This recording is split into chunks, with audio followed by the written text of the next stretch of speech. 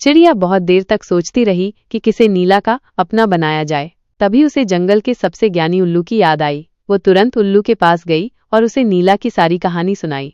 उल्लू ने ध्यान से सुना और फिर गंभीरता से अपनी आंखें बंद करके कुछ देर सोचा। अंत में उसने आंखें खोली और चिड़िया से कहा, नीला की मुस्कान वापस लाने के लिए तुम्हें किसी ऐसे को खोजना होगा जो उसे बिना शर्त प्यार दे सके, जो उसकी चुप्पी को समझ सके और जो उसके साथ बस मौजूद रहे। चिड़िया थोड़ी भ्रमित हुई, पर ऐसा कौन है उल्लू महाराज?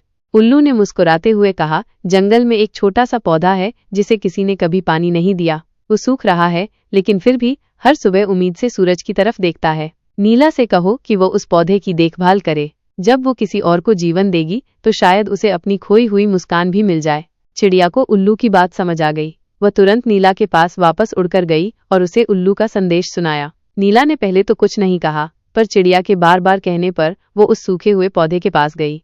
नीला ने पहली बार उस छोटे से पौधे को छुआ। वो बहुत कमजोर था, पत्तियां मुरझाई हुई थीं। नीला ने अपनी जादुई शक्तियों का इस्तेमाल करके उसे थोड़ा पानी दिया और उसके आसपास की मिट्टी को नरम किया। अगले दिन नीला फिर पौधे के पास गई और उसे और पानी दिया। उसने धीरे धीरे उस पौधे की देखभाल करना शुरू कर दिया। हर सुबह उसे पानी देती और शाम को उसकी पत्तियों पर जमी धूल साफ करती। धीरे धीरे पौधे में जान आने लगी। उसकी मुरझाई हुई पत्तियां हरी होने लगी और कुछ दिनों में उसमें एक छोटी सी कली भी दिखाई दी। एक सुबह जब नीला पौधे को देखने गई तो उसने देखा कि कली खिल गई थी और एक सुंदर चमकदार फूल बन गई थी। उस फूल को देखकर नीला के दिल में कुछ हुआ। एक अजीब सी खुशी उसे महसूस हुई। उसने कभी किसी चीज को ऐसे खिलते हुए नहीं देखा था और ये सब उसकी अपनी मेहनत से हुआ था। बिना सोचे नीला के चेहरे पर एक मुस्कान आ गई। ये एक छोटी सी हल्की सी मुस्कान थी, लेकिन ये वर्षों बाद उसके चेहरे पर लौटी थी।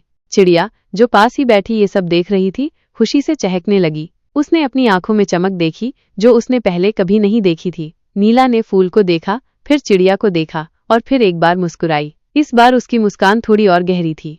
नीला को अपनी मुस्कान वापस मिल गई थी, लेकिन ये सिर्फ मुस्कान नहीं थी। उसे ये भी एहसास हुआ कि खुशी दूसरों को देने में और दूसरों की परवाह करने में है। वो समझ गई कि उसकी माँ उसे हंसना सिखाती थी, क्योंकि खुशी अंदर से आती है और उसे किसी और की मौजूदगी की जरूरत नहीं है, बल्कि वो खुद भी किसी के लिए अपना बन सकती है। उस दिन के बाद नीला ने सिर्फ मुस्कुराना ही नहीं, बल्कि दूसरों से बात करना और जंगल में और भी खुशियां फैलाना शुरू कर दिया।